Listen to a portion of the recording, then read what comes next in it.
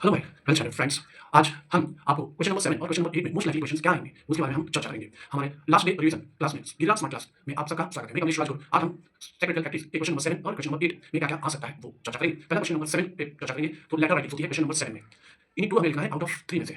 तो most likely letters जो 10 है उस पे हम चर्चा करेंगे। लेटर्स कैसे लिखना है वो हमें फॉर्मेट मालूम ही है। पहले हमें नाक को याद रखना है। NAC means name of the company, A for address of the company, C for CIN number. फिर वेडिंग सा वेड मतलब सास नाक पकड़ती है शादी के टाइम तो नाक के बाद वेडिंग सा वेड वेबसाइट ईमेल्स और D for PF referee, phone number, fax number और रेफरेंस नंबर।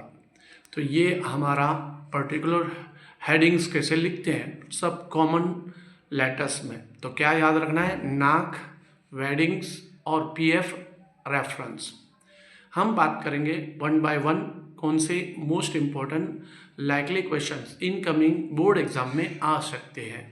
पहला, write a letter to the shareholder regarding the bonus shares. Second, write a letter of member for payment of dividend through the dividend warrant.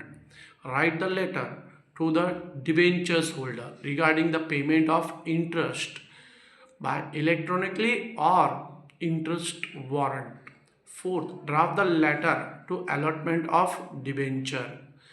Write the letter to the member of issue of share certificate. 6. Draft the letter to the debenture holders. 7. Draft the letter to the thanking to the depositors of the company. 8. Write the letter to the depositors regarding the renewal of the payment or renewal of deposits. 9. Draft the letter to the depositor holder regarding the repayment of the deposits. This is the 9 most likely letters. अभी हम बात करेंगे question number 8 answer in details के बारे में। तो answer in details में हम चर्चा करेंगे जो एनी वन होता है आउट ऑफ 2 में से कैरी फॉरवर्ड 8 मार्क्स होते हैं।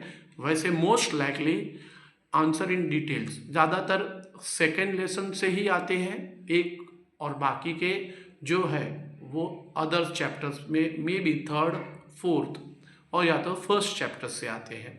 तो पहले 3 जो क्वेश्चंस है वो डेफिनेटली एक उसमें से तो होगा ही, तो आपको एनी वन ही लिखना है।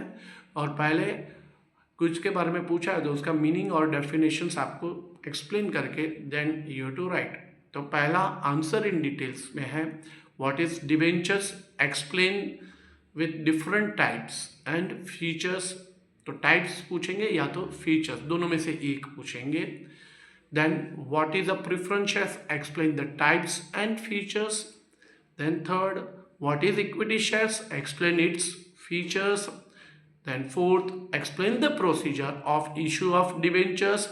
Fifth, explain the provision of Companies Act 2013 for the issue of debentures.